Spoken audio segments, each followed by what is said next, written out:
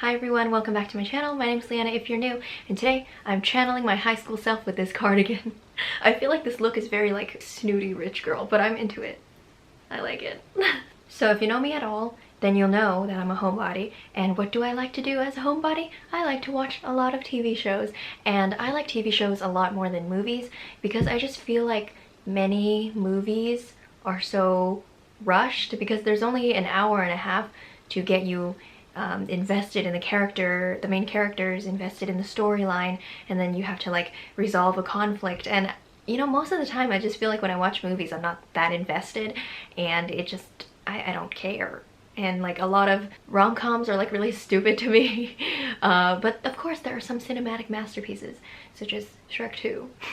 But you know, usually I don't really like watching movies that much. I like watching shows a lot more just because there's more time for the plot to develop, for relationships to develop, for you to get invested in certain characters, for certain characters to grow and become different. You know, it's just a lot more time to explore a lot of these things, and I find that a lot of movies are very superficial when it comes to, you know, exploring characters and exploring like plot lines or whatever. Like 1 hour and a half is not enough. Not saying that I don't like movies at all, it's just I like watching shows a lot more. So I used to be really insecure about my tastes, about my music tastes, about like my taste when it came to like movies or like shows or whatever. I've decided that I'm not ashamed anymore because this is who I am. This is what I like, and I don't care what anybody else says about it. Okay, so this is just my top 10 favorite TV shows, and I've seen so many, especially since the beginning of quarantine. I've seen probably like maybe 5 to 10 shows from beginning to end. There's nothing else to do. So all the shows on this list are really popular shows. I'm really basic, but if you haven't seen any of these, just know that they're really popular, which means a lot of people like them, which means that they're good, which means you should probably watch them. So I have a top 10, and I also have some runners-up.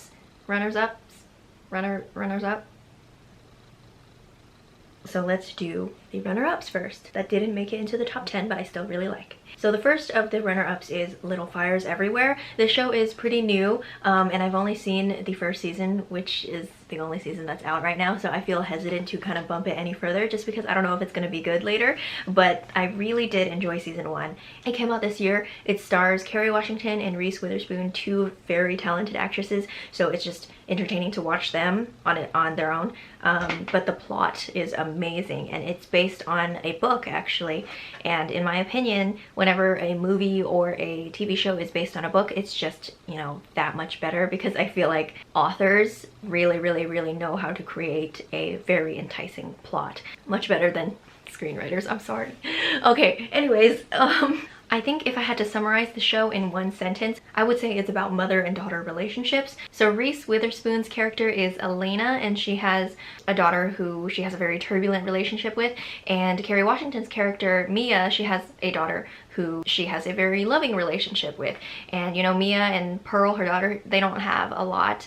They don't have a lot of money. Mia's a starving artist, if you will. And Elena is just this, you know, suburban mom who looks like she has everything. It's just kind of like the contrast is interesting. The thing I really like about the show is how it just keeps you on the edge of your seat. Like there are some scenes that are just so tense and like perfectly written and conducted. It's just like wow. And it just keeps you like wondering what's going to happen next, and it's really interesting. I don't think I've ever seen anything like this. The characters are so complex. Like there's no clear good guy, bad guy. Like you know how in like some movies there's like a villain and then there's the hero that you want to root for. But in this show, like both the main characters are very flawed in their own ways. So you kind of have to choose who you want to root for. It's just very realistic that it's centering around two flawed people who are just trying their best, instead of, you know, just having a protagonist who's all good and then a villain who's all bad. But you know how like everybody thinks they're the good guy. Hitler thought he was the good guy. Like everybody has reasons for doing the things that they do and justifying it. And both Elena and Mia have done bad things, seeing the way that they justify it to kind of feel like they're the protagonist in their own story is interesting. It's really interesting to watch. So I really thoroughly enjoyed season 1, and I will be watching season 2 when it comes out. So the next runner-up is Green Eggs and Ham.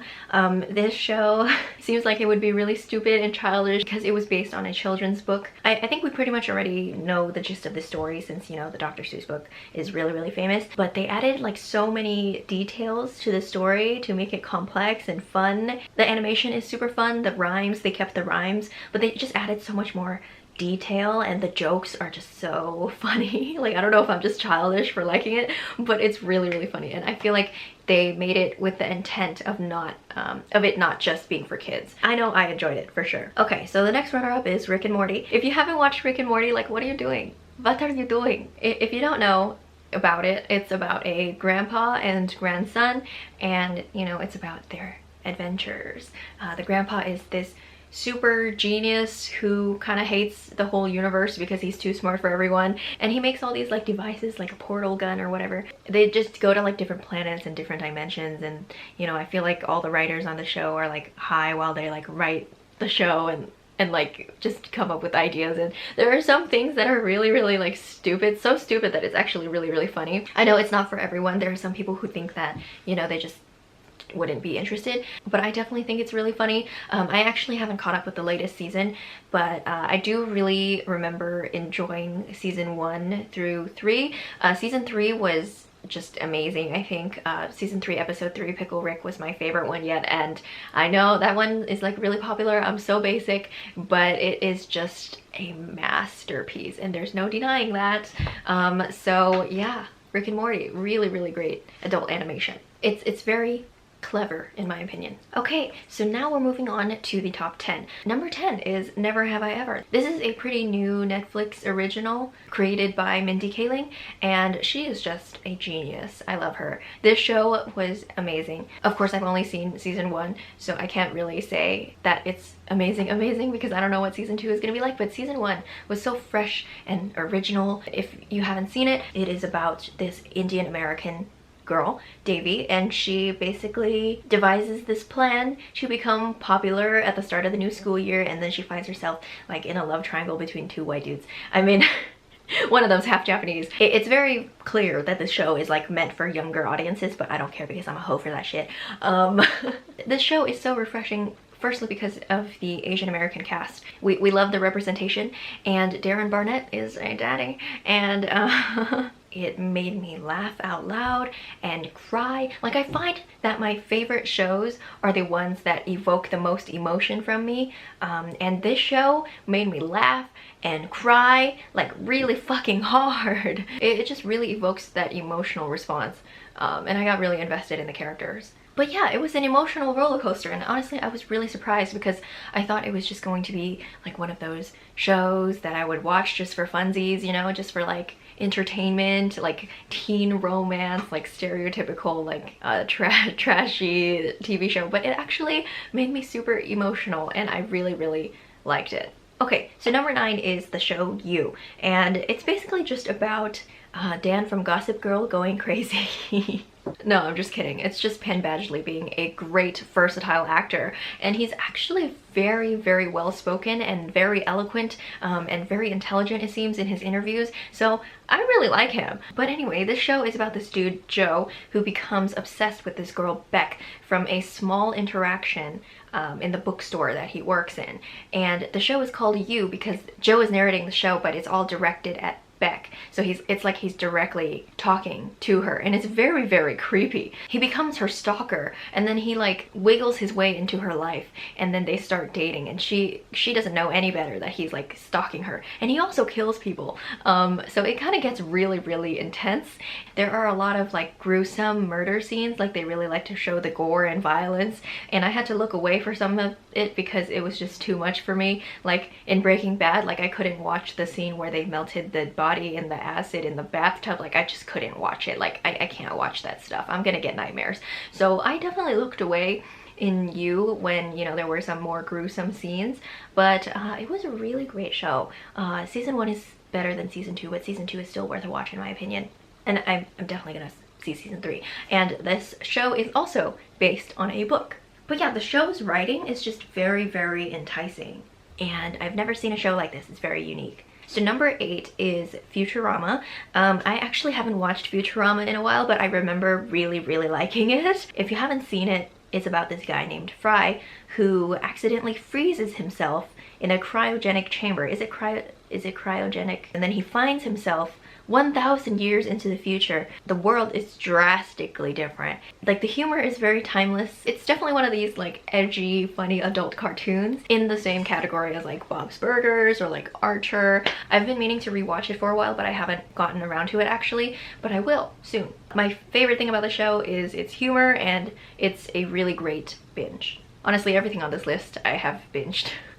So number 7 is Jane the Virgin. So this show is a dramedy, drama and a comedy, and a satirical telenovela. So if you don't know what a telenovela is, it is a Latin American soap opera. There are several distinctive things about it, like very like dramatic like reveal scenes, like, oh god, I'm gonna die, or like, you know, a very romantic like deep voiced narrator, just like an overcomplicated plot, like, you know, this dude found out like, you know, his long lost sister is actually his girlfriend or something. From my understanding, that's what a telenovela is, and Jane the Virgin is trying to make fun of that a little bit by kind of imitating the style. And Jane the Virgin actually introduced me to what telenovelas were, and I actually checked out a few after I finished Jane the Virgin, and that was pretty entertaining. So the show is about a girl, Jane, who chooses to remain a virgin until she gets married because of her Catholic faith. Lo and behold, a medical mishap confused her pap smear with an artificial insemination. So she finds herself pregnant and a virgin, and that sucks butt. So the show is about her navigating that, but it's not just about her. There's also this like drug lord, and it's just very dramatic. I just feel like the whole like getting pregnant when you're a virgin thing of the show is like already a really interesting premise, but they like add so much more drama. Like the A plot follows Jane's life, and then the B plot is just this like super dramatic like drug ring thing, and it's just like crazy. It's just so cleverly funny to me, and I will admit there are some scenes that are just like a little bit too much, especially in the later seasons. Like if you've seen the show, like they brought back a certain character that definitely shouldn't have been brought back. Like there are just some things that were just unnecessary, but you know what, like they're trying to do the whole telenovela thing, and I respect that, so I'll take it. It really keeps you on your toes, it really does. I don't think I've seen many shows like this where it's like equal parts drama and equal parts comedy. Like it's very hard to do, I feel like, trying to make something very like dark and sinister also be funny at the same time. It was just a very entertaining watch. When I first started seeing it, I thought it was just like a comedy, but then someone died, and then I was like, oh, I see. And it just kept me really hooked. Number 6 is Brooklyn Nine-Nine. I'm not caught up with it yet, but it didn't take me a very long time to decide that this was one of my favorite shows ever. So it's basically just a comedy show about a police precinct, namely the 99th precinct in Brooklyn. And I don't know if that's a real police precinct, but that's why the show is called Brooklyn Nine-Nine. And you know, it's just a cop show about cops who catch bad guys. It's very funny. Terry Crews is in it, which is why I wanted to watch. As soon as I started watching, I fell in love with Andy Samberg. Oh my god, that guy. Love him. I've never seen a show where, you know, I rooted for so many of the characters. Like usually when I watch a show, I'll have like 1 or 2 favorites, but then like the rest of them are just like okay. But this show, like it really just makes you fall in love with every single one of them, and you're just like rooting for every single one of them. The humor is completely my style, and there are some scenes where I'm just like dying laughing, like silent laughing, like, so you know it's good. Silent laughing is the most intense laugh. If you're thinking of making a Hulu account just for this show, it's worth it, I tell you. So number 5 is Money Heist. So this show is completely in Spanish, European Spanish, so they say Barcelona like Barcelona. I had actually never heard European Spanish spoken before, and I didn't know that there were differences between Latin American Spanish and European Spanish, and it was just interesting to kind of like hear the differences. But I didn't know if I was going to be into the show going into it because it's a lot of subtitles. Like I do watch Chinese dramas, but you know, I kind of understand what's happening because I kind of understand the language. Like I had never seen anything in Spanish before, so I was like, oh, I don't know. But as soon as I watched, I was like, holy shit. This is good. There's a reason the show is really, really popular. So it's basically about a money heist. People go into a mint, a place where they print money, and they basically like try to lock themselves in there for as long as possible so then they can print a certain amount of money. Like they can print their own money and escape with it. Like, holy shit. Like, it's not just like your everyday bank robbery. This plan is just so crazy and detailed. It's just so interesting to see this whole plan unfurl before your eyes. And there are some scenes where I'm just like, oh my god, that was the best scene ever. Like, if you've seen Baby Driver, you know how amazing that intro scene was where he's like kind of driving around crazy. There are some scenes in Money Heist that are on that level and I'm like, what? Oh my god, so good. This plan is just so elaborate and perfect and down to the T, but there, of course, there are some holes in it that are essential to keep the plot going. I believe there's a season 5 coming out. Season 2 ends with them like finishing the heist, so then season 3 is like afterwards. And like, even though they're like robbers, you're like kind of rooting for them. Like, it's interesting. Number 4 is The Good Place, and I started watching the show very randomly and I just fell in love with it. The premise of the show is actually really, really interesting. It's about what happens after you die, and personally I've always been really interested about the afterlife and like reincarnation and just all that stuff. Like, I've always been curious about what happens after you die, and I don't think I've seen any other show explore this, so I think it was quite refreshingly original. Also, the diversity in the show is something I really, really appreciate. So it's about this woman, Eleanor, played by Kristen Bell, who dies and finds herself in the good place, and she kind of like navigates her life after death. The show explores philosophy as well, and trust me, philosophy was the most boring class I took in college, but the show actually made it really interesting. And you know, it just explores a lot of like philosophical ideas, like the trolley problem where you have to decide to kill 5 people or 1 person, and just like other philosophical problems that I can't really think of right now.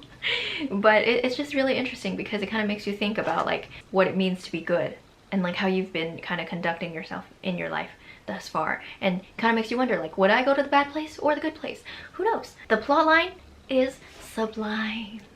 Like, it just got better and better and better as the seasons went on. Like, usually shows like kind of like start out really great in season 1 and then they like kind of, you know, they get okay later because they're just running out of ideas. But The Good Place went like this, and it was just really interesting and funny, and just you should definitely watch the show.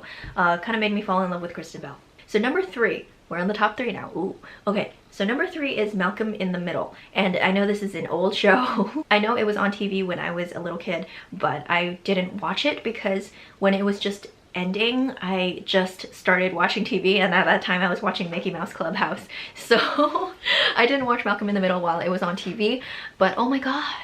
Oh my god, I can't believe I didn't watch this show earlier. The humor in the show is impeccable. It's timeless. I love it so much. And you just get hooked. You just get hooked after watching 1 episode.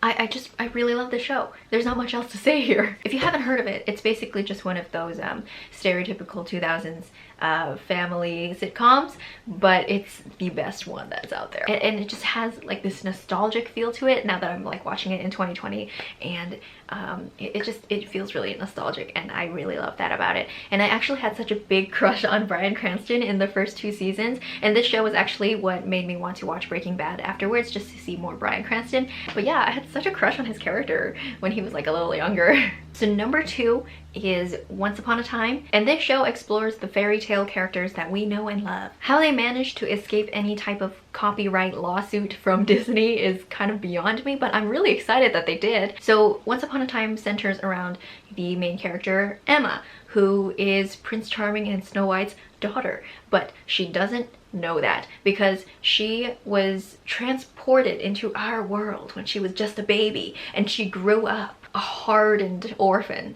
She just basically has a very like realistic outlook on life. She doesn't believe in fairy tales, she doesn't believe in happy endings, and basically the story is about her reconnecting to her roots and just like finding her parents and just like finding out everything about that, like fairy tales are real and stuff, and it's just all very exciting. My favorite thing about the show was the complexity that they gave namely two villains, the evil queen from Snow White and the Rumpelstiltskin. These two characters, these two villains were the best, the most complex characters. These two characters are worth watching the show over. Like, they made such complex characters that we're rooting for out of previously one-dimensional villains in like these Disney movies and like old fairy tales, and their journey and their struggle to become good for the ones that they love.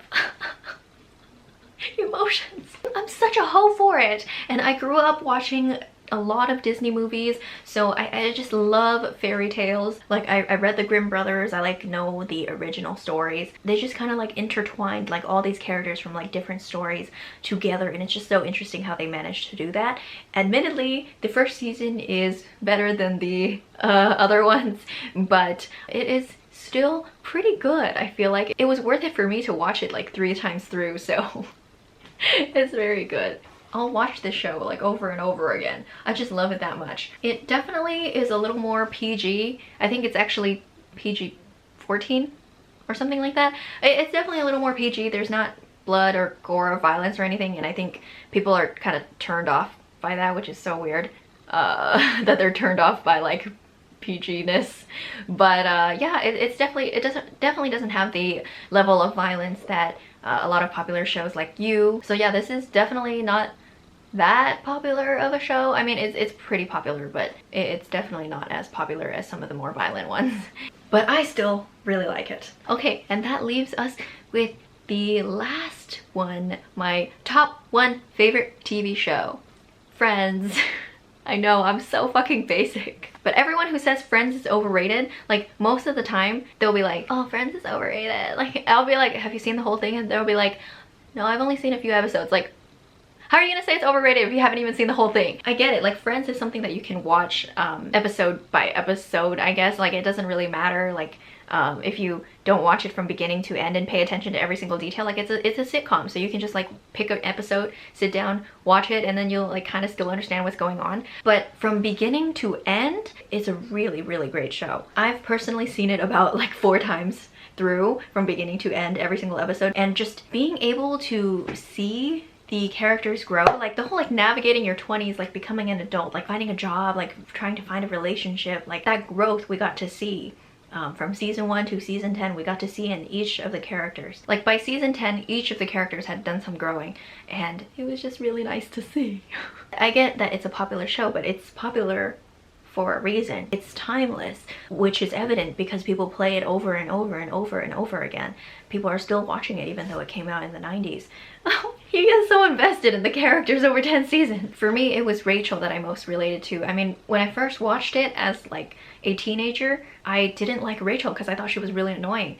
But like watching it now, like I definitely understand her a lot more, and I definitely see that she is the main protagonist of the show. She was like super rich, but she like had the courage to kind of start from nothing and like took this waitressing job and just like made a career for herself in fashion, something that she really, really was passionate about. I was really, really rooting for Rachel, even though there are some parts where she's just really annoying. But every time I watch this show, I kind of like understand the characters a little differently. Like right now, I'm doing a lot of growing up. In the first time I watched it, I didn't see how problematic Ross was. And then like in the last time that I watched it, I was like, are you kidding me? Like, Ross is so problematic. He's a really bad boyfriend to Rachel. And every time I watch it, I get something new out of it, which is why it doesn't get boring. They're growing and I'm also growing. And it's just very nice. It's fun to watch. If I need to be put in a better mood, I just put on an episode of Friends, and it never gets old. It never gets old. Like when you're watching it, you just kind of forget about the pain and sadness and the quarter life crisis that you may or may not be going through. And it's great. And now I'm very sad that it's not on Netflix anymore. That is a travesty. But yeah, Friends is my ultimate #1 favorite show. And I don't think that's going to change anytime soon. So yeah, those were my top 10 shows. I hope you check out some of the shows that I mentioned if you haven't watched them. So with that said, this is the end of today's video. If you like any of these shows too, then let me know down in the comments so we can talk about it. So yeah, that's it for today's video. Thank you so much for watching, and I hope you enjoyed. I'll see you in the next one. Bye!